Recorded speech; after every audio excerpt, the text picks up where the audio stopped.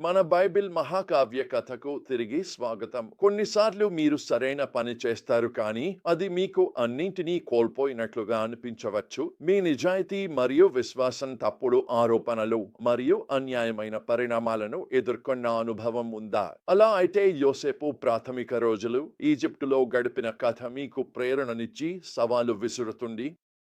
మన పరిస్థితులు ఎంత క్లిష్టమైనవైనా దేవుడు ఎప్పుడూ మనతోనే ఉంటాడు.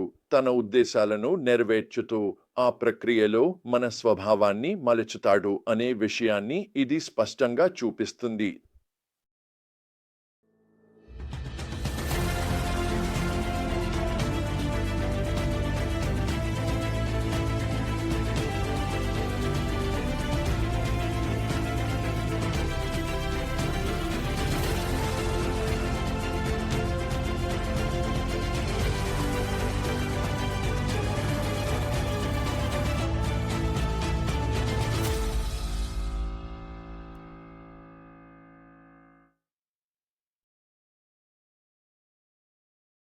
మనం చివరిసారి యోసేపును వదిలినప్పుడు అతని అసూయ అన్నదమ్ములు అతన్ని దాస్యానికి అమ్మి ఈజిప్టుకు తీసుకెళ్లారు. తాను అనుభవించిన అన్యాయానికి దేవునిని నిందిస్తూ కఠిన మనస్కుడిగా మారిపోవడం అతనికి సులభమే అయ్యేది. కానీ అందుకు బదులుగా దేవునిపై విశ్వాసాన్ని కొనసాగిస్తూ ఇతరులకు నిజాయితీగా మరియు ఉత్తమంగా సేవ చేసే యువకుడిని మనం చూస్తాము. ఆదికాండం 39లో యోసేపు తన యజమాని పోతిఫారు కళ్లలో కృప పొందాడని చెబుతుంది. ఎందుకంటే ప్రభువు అతనితో ఉండి అతను చేసే ప్రతిదానిని విజయవంతం చేయించాడు. పోతిఫారు యోసేపు జీవితంలో దేవుని హస్తాన్ని గుర్తించి అతనికి గొప్ప బాధ్యతను అప్పగించాడు. తన మొత్తం ఇంటి వ్యవహారాన్ని యోసేపు చూసుకునేలా చేశాడు. ఇది దేవుడు తన పిల్లలను ఆశీర్వదించి అభివృద్ధి చెందించేందుకు ఎంత నమ్మకంగా ఉంటాడో చూపించే అద్భుతమైన దృశ్యం. అది కష్టకాలంలోనైనా సరే. కానీ యోసేపు కథ మరో ముఖ్యమైన సత్యాన్ని కూడా చేస్తుంది. అది నిజమైన స్వభావం ఎలా బయటపడుతుందో. అది విజయ సమయాల్లో లేదా ప్రజల ముందు కాదు, ఎవ్వరూ చూడని చోట్ల ఒంటరిగా ఉన్నప్పుడు కూడా బయటపడుతుంది. పోతిఫారు భార్య యోసేపును చాలాసార్లు ప్రలోభపెట్టినప్పుడు అతను తిరస్కరించాడు మరియు ఇలా ప్రకటించాడు, నేను ఇలాంటి దుష్టమైన పని ఎలా చేయగలను? ఇది దేవునికి వ్యతిరేకంగా పాపం కాదా? యోసేపు తన అంతిమ బాధ్యత దేవుని పట్లనే అని గుర్తించాడు, మనుషుల పట్ల కాదు. అందుకే అతను దేవునిని అన్నింటికంటే ఎక్కువ గౌరవించుకోవాలని నిర్ణయించుకున్నాడు. ఇది మనకు నేటికి గుండెల్లో ముద్రపడే ఉదాహరణ. తప్పిదాలను సమర్థించుకునే స్వీయ సంతృప్తిని ప్రోత్సహించే సంస్కృతిలో యోసేపు స్వచ్ఛత, నిజాయితీ పట్ల చూపిన నిబద్ధత ప్రత్యేకంగా నిలుస్తుంది. తాత్కాలిక ఆనందం లేదా భౌతిక లాభం కోసం దేవునితో తన సంబంధాన్ని ప్రమాదంలో పెట్టడం విలువైనది కాదని యోసేపు తెలుసుకున్నాడు. నీతిమంతత తాత్కాలికంగా తనకు నష్టం కలిగించిన ఆరోపించబడి కారాగారంలోకి వేయబడ్డ దేవుడు ఉన్నాడు అని మనం చూస్తాము. కారాగారంలోని చీకటిలో కూడా దేవుడు అతనికి కృపను అనుగ్రహించాడు. యోసేపు జీవితమంతటా మనం చూస్తున్న స్థిరమైన నమూనా ఇదే. నమ్రత, విశ్వాసం మరియు దేవుని సన్నిధి ఇవి ఆశీర్వాదం మరియు విజయానికి దారితీశాయి. కారాగారంలో ఉన్నప్పటికీ యోసేపు త్వరగా నాయకత్వం మరియు బాధ్యత కలిగిన స్థాయికి ఎదుగుతాడు, ఎందుకంటే ప్రభువు అతనితో ఉన్నాడు. అతని పరిస్థితులు మారినా అతని స్వభావం మాత్రం అచంచలంగా ఉంటుంది. అదే స్వభావాన్ని దేవుడు ఉపయోగించి యోసేపును అతని పరమమైన పిలుపు కోసం సిద్ధం చేస్తాడు. దేవుడు యోసేపుకు ఇచ్చిన కలలు మరియు వరాలు కారాగారపు గర్భగుహలో వృధా కాలేదు లేదా మరచిపోలేదు.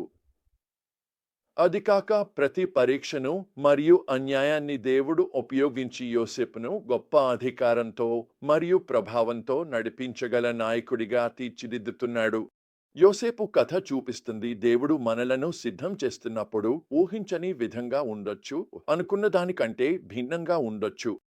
కానీ అది ఎప్పుడూ ఆయన అసలు ఉద్దేశానికి దారి చూపే మార్గంలోనే ఉంటుంది.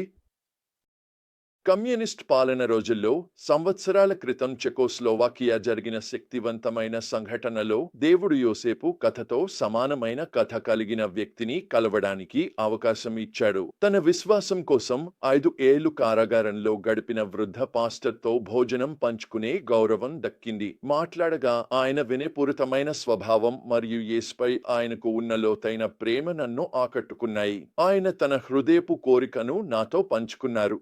తనకంటూ ఒక పేరు సంపాదించుకోవడానికి లేదా నాయకుడిగా జరుపుకోవడానికి కాదు, కానీ దేవునిచే పూర్తిగా సేవించబడటానికి, అతని జీవితంలో యేసు మాత్రమే కనిపించడానికి.